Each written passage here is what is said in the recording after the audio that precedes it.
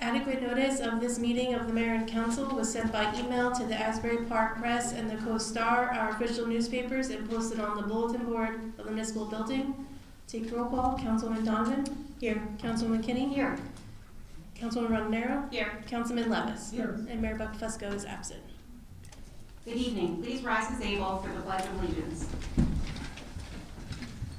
I pledge allegiance to the flag of the United States of America and to the republic for which it stands, one nation, under God, indivisible, with liberty and justice for all. Additionally, a moment of silence for our troops, their families, all of our first responders, and especially on this Veterans Day, we pray and thank those who have served our country. Additionally, a moment of silence for Belmartians Antoinette Vitale, Eileen Apker, and for Chris Dillon, who is a Belmar native and husband of Colleen Dillon, our Belmar camp director, father of Aaron Dillon, our assistant camp director, and many other family members in the Belmar area. We are thinking of you. Thank you.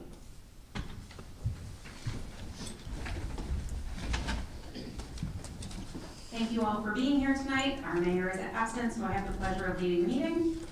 Before we get into workshop, I'd like to just make some acknowledgments. I want to once again thank our veterans on this Veterans Day. And I know we have some veterans in the room today. If you do me the honor of standing up so we can congratulate you, and thank you.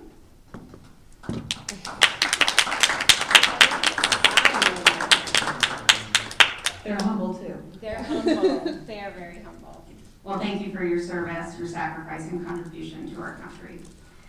This morning, Colonel Jim Bagley of VFW led our community again in a beautiful ceremony with select members of the Belmar Elementary School Choir performing a patriotic tribute. And I want to thank everyone who hustled really hard to change the venue from outside in the cold and wind to inside in the Borough Gymnasium, including our Department of Public Works, our Police Department, Jenna Van Ness, Barry Trudeau, and my fellow council members, team effort, so thank you. New Jersey had its election day last Tuesday, and I'd like to acknowledge all 4 of our borough council candidates and congratulate Mike de Blasio and Kevin Maroney on their newly elected positions on council. I know the mayor has extended his congratulations, and we know all the commitment and heart this role takes.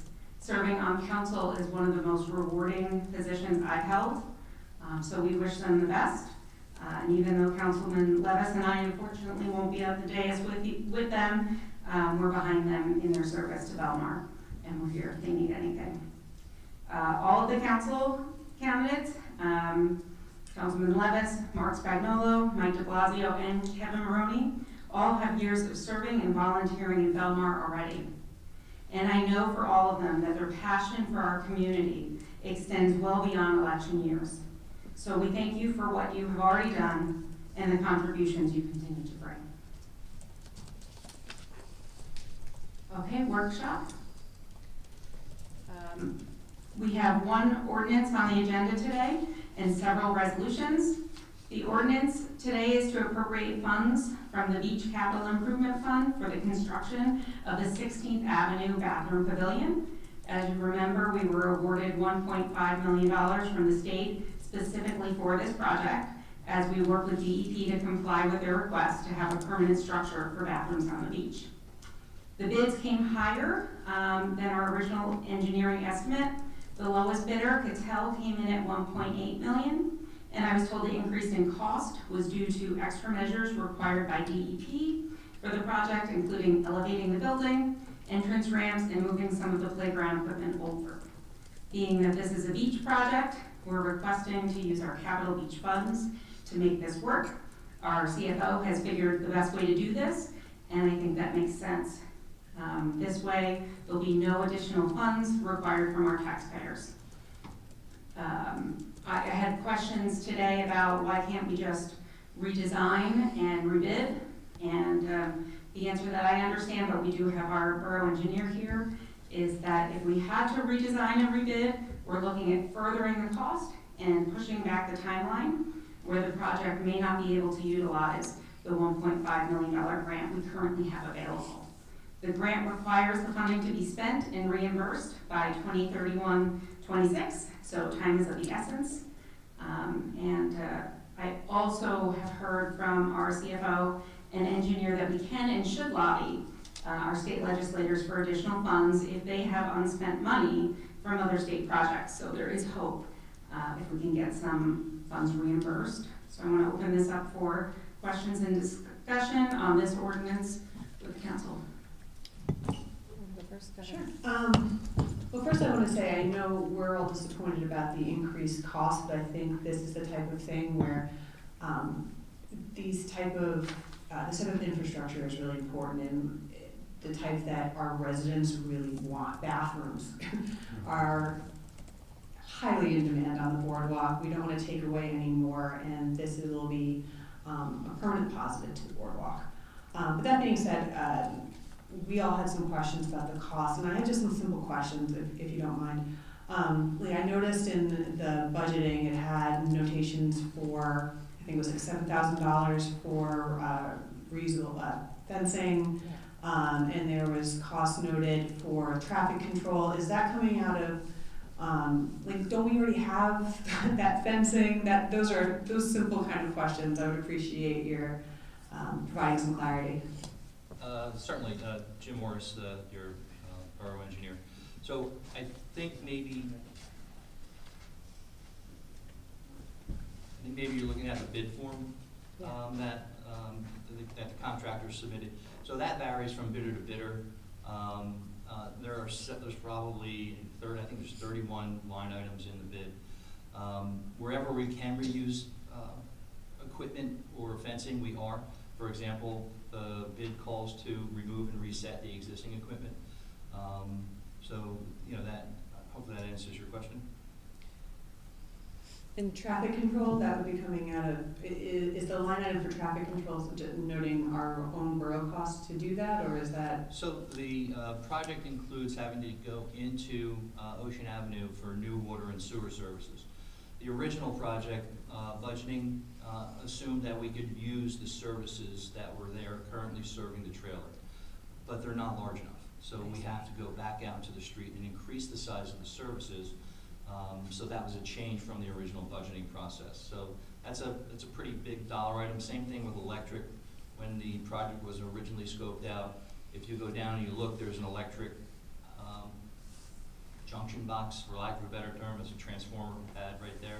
We were assuming that the power could be pulled from there, but there's not enough power there to do that, so we have to go across the street to the pole and bring new underground electric to that location. So some of those things were not in the original budget when we put that budget together back in 2023, and that budget for the bathroom building was a part of a bigger grant request.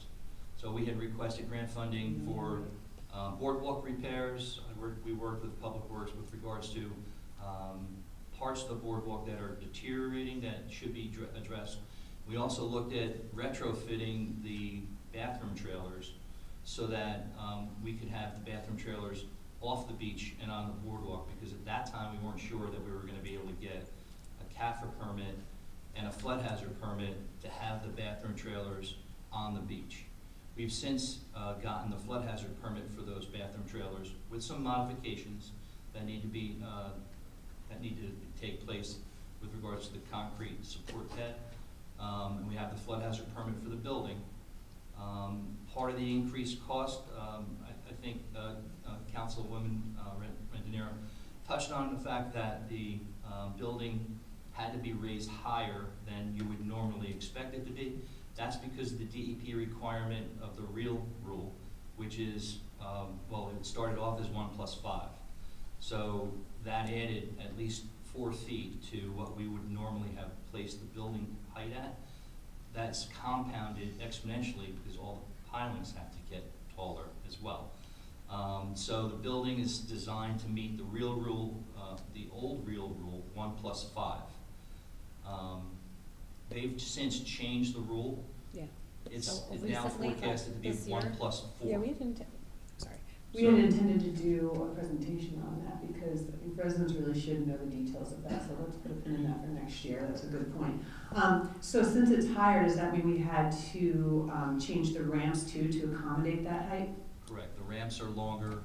And originally, we didn't anticipate having to rebuild the beach ramp that currently is in the location of where the building is going. So what happened was, during the permitting process, NJDP CAFR came back and said, well, the building on the beach doesn't meet the coastal zone rules because there was never a building there before, so we can't give you that location. But historic aerial photos show there was a building. If you slide the building 50 feet to the south, we can work with you on a permit. And then from there, then they said, well, not only that, you have to now slide it closer to the boardwalk. So it really just kept changing and evolving from the DEP permit requirements. But it's predominantly the height, the location changed, the sewer and water services changed, and within the bid form that the contractors bid on, we also included an allowance for unforeseen circumstances of $100,000. So if we don't use that, then that would not be expended through the project. That was not originally budgeted in the original budget as well. Okay, so Mr. Ortis, back to this real rule. Did this happen within the last year or so? Like, when did that change? This year. Oh, it changed this year. Yeah, so, and we had pre-application meetings with, with DEP, but the boardwalk grant, when the boardwalk grant was assigned, again, we were asking for, I don't know the number, it was in excess of $2 million. And when they came back, and they basically said, this is what you're going to get. That was all it was. There was no more additional funding at that time. They did that with every municipality. They essentially came up with a number. There was no rhyme or reason to it. Here's your number. So Yeah. that's where it's at. Can you tell me where the playground is going to move? Do we know that? It needs to, believe it or not, it needs to slide a little bit to the south and a little bit further away from the boardwalk, but it's still within the confines of the usable beach area. The fencing is going to be relocated slightly to accommodate the change. So it's not going to move much, but it has to move to have clearances to where the building is. And originally, we actually had the building set up with two ramps, one on the men's room side and one on the ladies' room side. But for economy's sake and for footprint sake, we had to eliminate one of the ramps. So now you have a ramp on the south side. It actually extends a little bit past the ocean side of the building to accommodate the extra height. But it works out in as much as that extra ramping will give you better viewing around the back of the building for safety purposes. So we had received a comment from a very active resident that felt like it was important to not have blind spots. So having the ramp extend a little bit past the back of the building helps eliminate that blind spot there. But there will be no ramp on the north side of the building. But there is a walkway so that you'll be able to, when you get to the elevation where the doors are, you'll have plenty of room to walk, across the front of the building, depending on if you're going to the ladies' room or the men's room. And then, There was also a discussion that DPW was going to help us with moving some of the fencing and the playground. Is that still part of the project? So it's not, it's a part of the project in the contractor's bid. So if we wanted to try and get a credit back from the contractor for that type of work, we could work with him on that prior to award of the contract to see if he'd be willing to do that. Any other Questions on this ordinance? well, just to Clarify clarify, for everyone, exactly which ave will the bathroom be on? Or is it in between two? Oh, Because sure. now there's a new location, right? it's a So little if south, you're, to the south. the easiest way to explain it is, right now, there's a bump out for the bathroom trailer. The bathroom trailer has to move. It's not gonna be there until, during construction. This is at 16th Avenue, by the way. I'm sorry, it's at 16th 16th, Avenue. I apologize. It's at 16th, but it's on the south side of the bump out. So that is where the only place that the DEP would let us put it. Because again, there was a much larger structure out there at one point in time, when you look at the historic aerial photos, but they really are, they drew a line in the sand, no pun intended, of where we could put it. Right, any more questions there? Thank you so much. You guys how much I enjoyed that. And then just to clarify, we did talk to the CFO. I think we all individually reached out to her about this to make sure that this wasn't going to be an additional burden on taxpayers, and according to her, it is not. It is coming from beach funds and other capital funds. So it's going to be money's not a burden on us. And I think that's really important to bring up because I know the past year there's been a lot of talk about how municipalities spend the badge money. And this is exactly the type of thing that, you know, we budget for and make sure that we have the funds so that everyone, both our residents and visitors, have a good time at the beach and have safe, clean, sanitary places to go to the bathroom, to park, to change, all of those things. Thank you. And just by way of reference to this, so the ladies' room side has 12 stalls plus sinks, and the men's room has 8 stalls and 6 stalls and 8 urinals. So this is much larger than the bathroom trailers that are out there now. So it will provide for decades of service to the residents and your beachgoers. And changing tables in both? Yes. There we go. Such a busy beachfront there, Yes. so it's And that's right near the much surf needed. beach too, a lot of families, a lot of local families. Thank you. so much. Thank you. And it also includes a family bathroom. Oh, yeah, that was Great, a family yes, bathroom. It yeah. has that too. So in And addition to the handicaps. men's and women's room, it has a separate standalone family bathroom too. Perfect. Okay? Thank you, Mr. Orrs. Thank you. Okay, moving on to a quick summary of the new resolutions tonight that we're voting on. We're approving a shared service agreement with Wall for leaf recycling. We've been using their service already. Wall has a leaf farm. Several of our shore towns use them to dispose of their leaves, and we've been doing that for the past few years as well. Thankfully, Director Musto helped me understand that a few days ago. And so this is just having another service agreement with them. And then formerly known as SCAT, we're renewing our agreement with the County of Monmouth for Ride and Monmouth Transportation Services for our seniors and people with disabilities. There's also a resolution awarding the contract for the Dempsey Park improvements, and that's all grant money that has been secured. And then every year we're able to transfer funds from appropriations that have available balances to those that do not during the last 2 months of the fiscal year. So we'll be able to pass that as well. Does anyone here have any questions on the resolutions? Okay. Is there anyone who has anything else for workshop? Wonderful. April, have we received any petitions? We have not. Approval of minutes? Can I have a motion to approve the minutes of the October 28th meeting? Motion. Second. Councilman Donovan? Yes. Councilwoman Kinney? Yes. Councilman Rondinero? Yes. Councilman Levis? Yes. Okay, wonderful. We're on to reports of council. Councilwoman Donovan, you want to start? Thank you, Council President. I want to echo Council President's remarks this morning and just thank borough staff and everyone else involved for the beautiful Veterans Day ceremony this morning. Just thank you. There you have so many veterans in Belmar, and I also want to take a moment to thank our Council President again for the banner program that she started and that I know our residents love so much. We all do. I've been noticing all day on social media residents posting photos of their loved ones, and I think it's a wonderful thing you've done. I really do. Thank you. The Environmental Commission is right now still capturing data on our energy spending and utilization for our community energy plan and our ongoing Sustainable Jersey certification.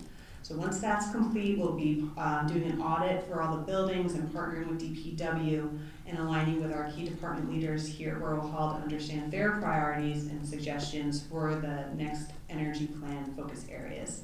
After that, we plan to do a community event to solicit feedback and further narrow our area of focus.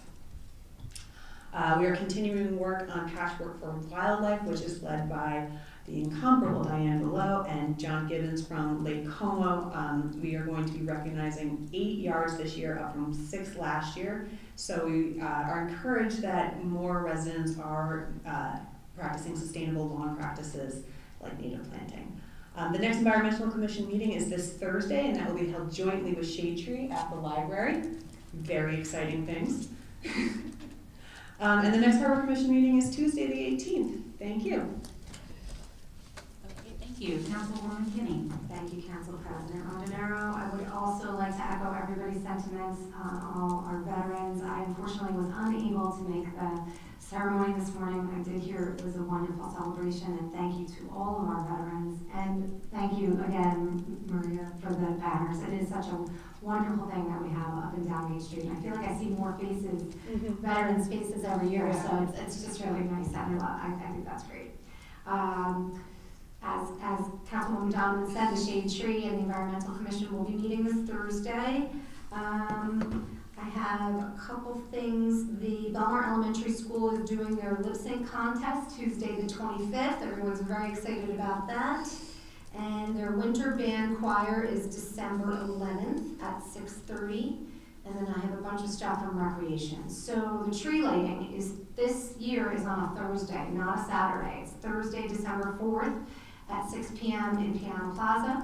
The menorah lighting is December 15th at 6:30 p.m. in the plaza. Scoops for Santa will be held on Sunday, December 14th from 1 to 4 p.m. at Taylor Pavilion. Admission to this event is one unwrapped new toy. The holiday light show at the plaza will take place on December 13th and December 20th. The time has not been set yet by our company hosting the event, so we will be posting that out on social media and letting everyone know as soon as Jenna from Tourism updates us with that. The Belmar Lake Como Chamber of Commerce will be hosting 2 events in December, one on December 13th from 5:30 to 7:45. That's the Holly Jolly Tour around town to look at all the holiday lights in the different houses in town. And then on the 13th and 14th, the Chamber will be hosting a holiday market in the plaza, which is our very first one, I believe, and that's very exciting. And that will be from 11 a.m. to 8 p.m. on December 14th, and, no, I lied. On December 13th, it's from 11 a.m. to 8 p.m., and it will be held on the 14th from 11 to 4. And then lastly, I have beach badge sales. They go on sale December 1st, 9 a.m. inside Borough Hall, so come out and get your beach badges. And they make lovely presents for Christmas, so after the 1st, you can get your badges. And that is all I have. Thank you so much. Exciting things to do in Belmar. Councilwoman Levis. Thank you, Maria. Well, I guess I have to emphasize the Veterans Day ceremony this morning, and I also want to thank, if it wasn't done already, the Belmar Elementary School Choir and the oldest daughter who participated in that. They really were good, and that is always a moving event, if you can make it. So that's all I have. Thank you. Great, thank you so much. I received status on the 5th Avenue Sewer Project from DPW Director Musto, and they expect to be done with all the utilities in the first week of December, and we'll be back for paving in the spring. Is that right? Okay. Yes, last night we had a code blue. Please be on the lookout for these code blues. They get put on by Monmouth or our OEM, and we will try to share them as much as we see them, but they will give you information for warming centers and make sure that people have a place to go when the temperatures are too cold to be outside. A lot of people are having a hard time finding food as it's increasingly expensive, and we know we have the government shutdown as well.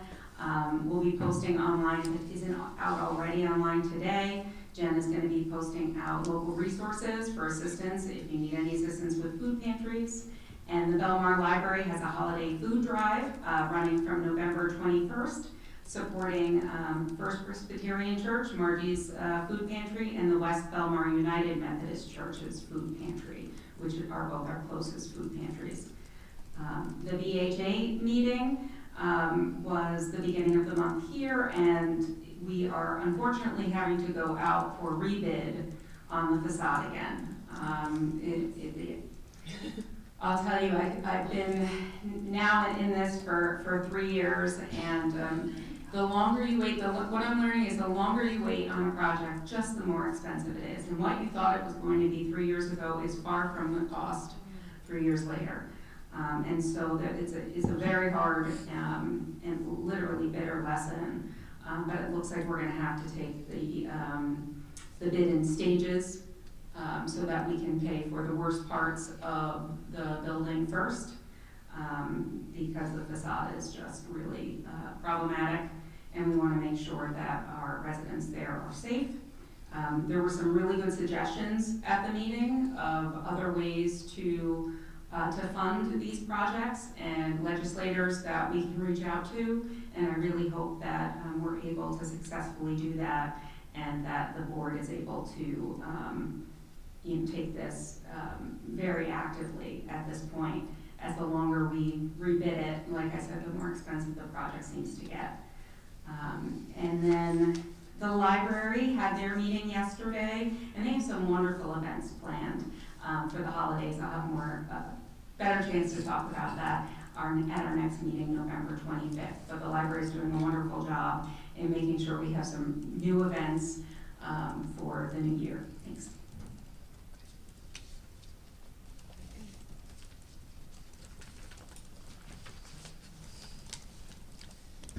Next, we have public session on the resolutions. If anyone has a comment or a question about a resolution on the agenda, please step forward, state your name and address.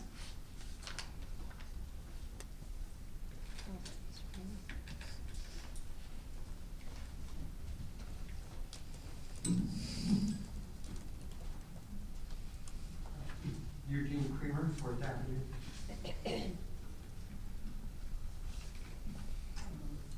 Resolution 2025-200. Well, that's a lot of resolutions. It's an agreement between the Borough of Belmar and Monmouth County Ride in Monmouth Senior Citizen Transport. Actually, I'm all in favor of this during the pandemic. I used this service once, and picked me up in a little bus right out in front of my house, drove me out to Freehold. Doctor came on the bus, gave me the shot, and back home. Great. So I'm all in favor of this. But the resolution itself, if you would take a look at first paragraph actually. Whereas the Borough of Belmar has heretofore entered into an agreement with Monmouth County Board of Chosen Freeholders. Can you please change that? They no longer use the term freeholders anymore. It sounds like freelooker. So it's county commissioners, and I think it's repeated twice there. Thank you, Mr. Creamer. Actually, I think that we did change that, right, April? So you may have the original copy, but I had that exact note and came to April and said, oh, we have to update this. So you have unfortunately, it's not the updated resolution because it does say Monmouth County Ride in Monmouth now. But thank you for catching that because I felt the same way. Yeah, somebody may actually read it. They usually want a copy of a borough resolution in order to fill out the paperwork. Okay, second resolution, I have a question on here. Resolution 2025-201. This is the shared services agreement with Wall Township. And I guess my question is, what are they actually doing with the leaves? I love this question. Thank you for asking, and I'll see if I get it right, and if I don't, then I know Billy's gonna correct me. But the leaves get picked up, and it costs a certain amount to pick up the leaves. It's during the fall season. It is $7 per cubic yard. And if you look at the trailers that they're usually filled in, it's about a 30 cubic foot trailer. And last year there was about 11 of those trailers that were brought to Wall and disposed, which is cheaper for us and more eco-friendly than having to dispose them here. Okay, very good. Actually, I was just curious, always looking for help in the environmental scorecard. Are they using, and apparently with the new governor that we're going to have, we're going to stay, at least indications are that we're going to stay in the regional greenhouse gas initiative. Is there anything being done, not just disposal, of course, but actually how it's being disposed? Are there environmental benefits to this, such as carbon sequestration, where we actually would get environmental points for doing what we're doing? I love the question of the environmental points, and I'll see whether that's something that we can look into, because that would be wonderful. From what I understand is that it's raked in rows and they're composted right there. So I'm not sure that we get any of that benefit. I'm sure the farm does. Billy, do you have? Does anyone know? Well, not directly that question, but I'm pretty confident that we get points through Sustainable Jersey, which opens us up to more grants and funding. So at a minimum, we would have that benefit. Okay. If there's somebody capturing that sort of, I'm sure the Environmental Commission is. I'm happy to follow up with you. Thank you. That's a great question. The last resolution.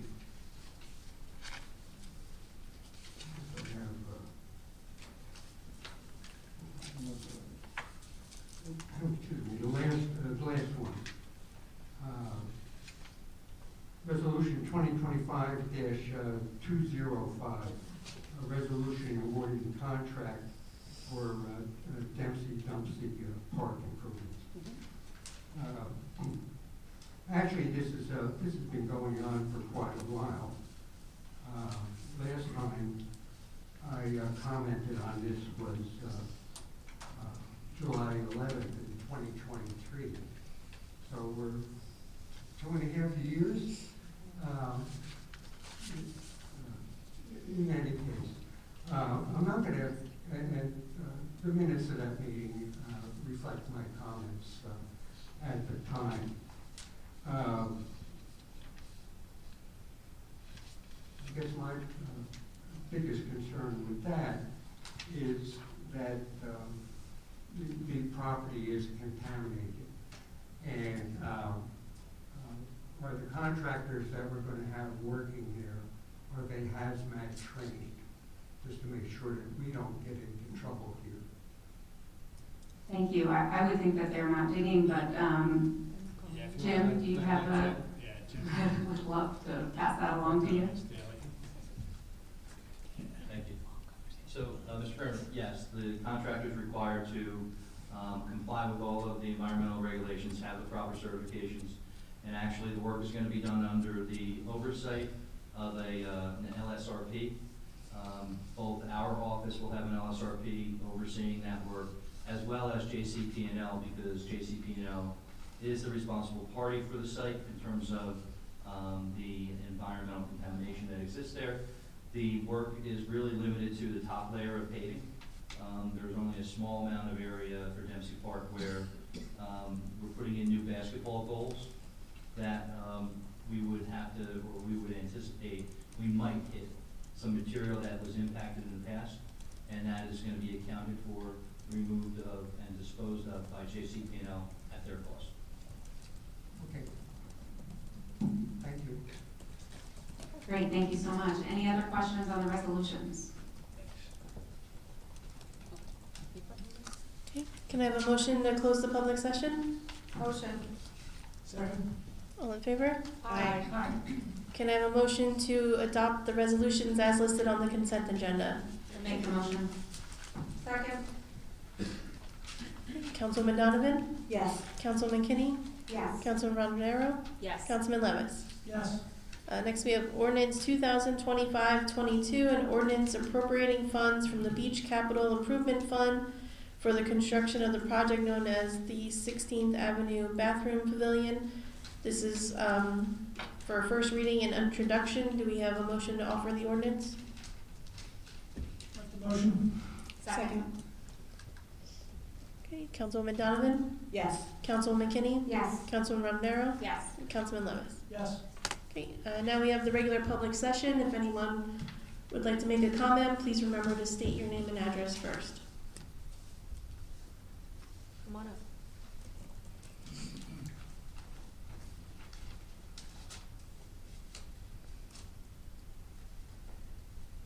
Good evening, council members and members of the public.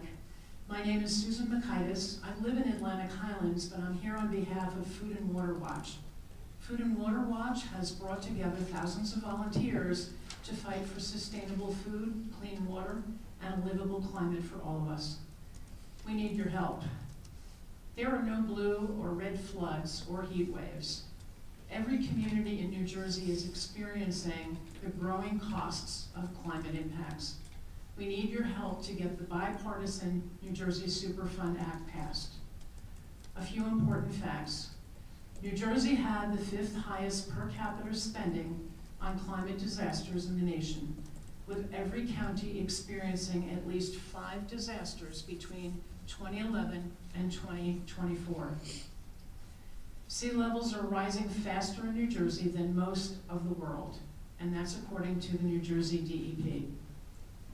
New Jersey's annual temperature has risen at twice the global average since 1990. The costs are staggering. The Superfund Act would make New Jersey more affordable by assessing the largest fossil fuel corporations for a fair share of the costs of much-needed infrastructure improvements to address climate impacts. Accordingly, we urge you to join us in supporting the New Jersey Superfund Act, S3545 A4696. I'm hoping you all received my email earlier today. We have 2 important requests. We are asking you and your council colleagues to personally sign on a letter calling on our governor and legislative leadership to pass the legislation. Important detailed information has been provided to you in a reference in that link. We are also asking that you consider passing a resolution in support of the Superfund Act at your next council meeting. I have provided a sample resolution for your consideration. I hope you receive that as well. As a coastal community, you know better than most the costs of climate change are increasing each year. Federal cuts to infrastructure funding and emergency response compound the problem. We need new funding sources like the New Jersey Climate Superfund Act to ensure that local governments are appropriately resourced for adaptation and resiliency. If approved, this is an opportunity for local municipalities to get needed funding at no cost to taxpayers. That's why we're asking municipal and county elected officials to sign on to the letter that will be delivered to the governor and legislative leadership later this fall, urging them to make this bill a priority and get it passed before the end of the 2024 to 2026 legislative session, which ends on January 13th, 2026. The support for the Superfund bill continues to grow. The New Jersey Climate Superfund Act has already garnered the sponsorship of 52 New Jersey legislators and passed out of both the Senate and Assembly Environment Committees. At the local level, 56 municipalities and 2 counties in New Jersey have passed resolutions in support of the bill, with more on the way. We are hoping Belmar will be added to that list. Please join us in adding your name to this letter via the email I sent to you or by signing a paper copy that I have with me tonight. If you have any questions, feel free to contact me at any time. I think you all have my telephone number. Thank you very much for your time. Thank you so much, and thank you for highlighting this legislation so we can look further into it. Appreciate it. Thank you. Okay, can I have a motion? Oh, you coming up? Yes, hello. Neil Scheck from 4th Avenue. I'd like to bring to the council's attention an article from the the Asbury Park Press from October 29 by Jerry Carino. Supporters rally for restaurant owner. There's a restaurant in Atlantic Highlands, speaking of Atlantic Highlands, called Zoe's Emilio's Kitchen. And these two brothers came from Mexico, and they worked in a restaurant in Atlantic Highlands for 7 years. And they started their own restaurant. It was very popular. And then one day,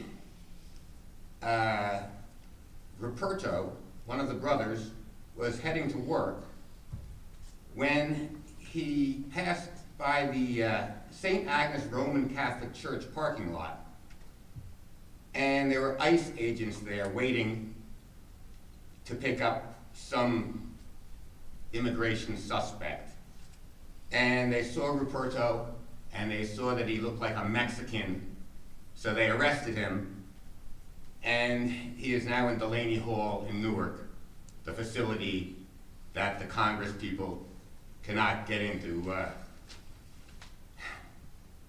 to inspect, as they're required by their jobs as members of Congress.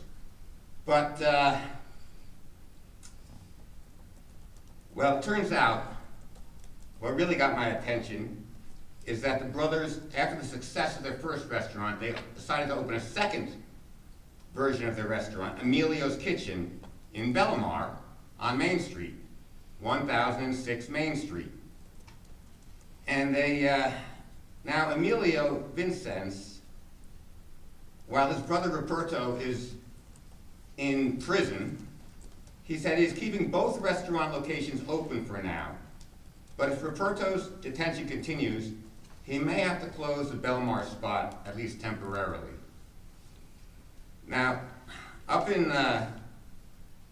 may I approach and hand you this Sure. Thank you. picture of the brothers there? Thank you. Up in Atlantic Highlands, the mayor started a GoFundMe campaign, and with a goal of $100,000, and they've raised over $96,000. So they've received a great outpouring of support because the brothers are loved up there, and the people love their restaurant. And Ruperto has a wife and 3 small children, and now he's sitting in a torture chamber in Newark, run by a for-profit company with connections to the administration in Washington. And I don't think it's right.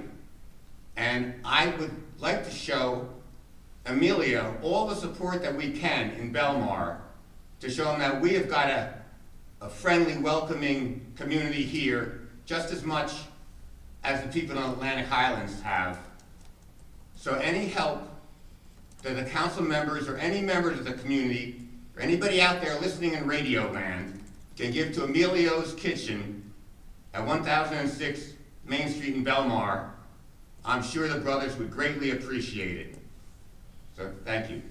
Thank you, Mr. Scheck, and I share your concern. I'm grateful that Emilio's has opened here. I hear wonderful things about their food. They do have a ribbon cutting scheduled for November 21st. Do we know what time that is? It was 12:30, but I'll check. Well, okay. with Jenna. Well, we'll double check to make sure that we really boost that out and make sure that the community can support Emilio's. And I do hear that it's a wonderful restaurant. Thank you for coming up, letting us know what's going on. I know their Atlantic Highlands family is supporting them strongly, and hopefully we can too. Thank you. Thank you very much. I forgot to say it. I had a chicken burrito. It was the best chicken burrito I ever had in my long life. So I recommend it. Thank you. Thank you, Neil.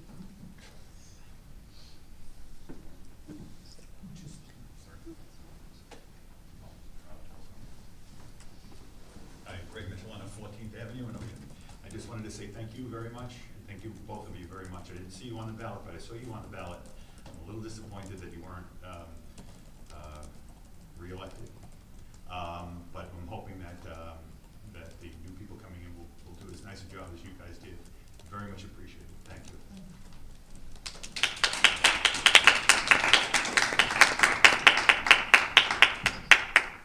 All right, there's nothing else. Can I have a motion to close the public session and adjourn the meeting? Motion. Second. All in favor? Aye.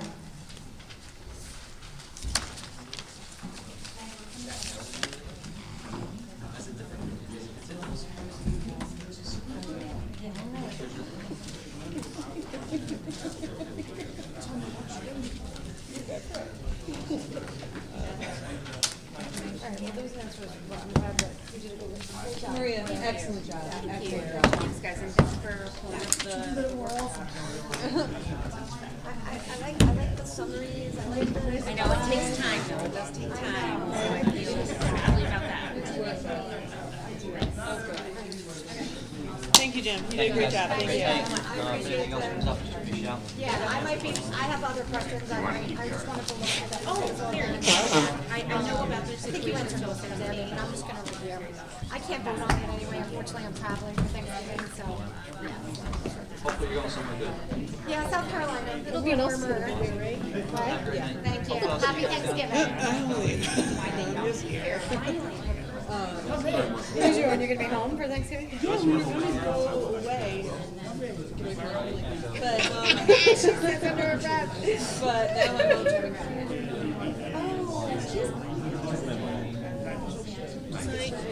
Bye, Billy. And they What are wanted they to gonna move do? Sometimes they like remark. Yeah, so it's like, you might just be overnight, you could be here for 4 days. Yeah, she's sure you heard she's here. I'm gonna have to write that. Why does this painful? Bye, lady. Hey, happy Thanksgiving. I'm not gonna be at the next meeting, so. How's everything? Good? Nate, good? Everybody good? What are you doing for Thanksgiving? I'm going to my sister's one. Oh, good for you. We're traveling too. Don't take 9 to 5. No, I'll probably like leave in the wee hours in the morning. I'm not too trouble. We're gonna leave late, like right after work Tuesday, like 5-ish, and we'll get to like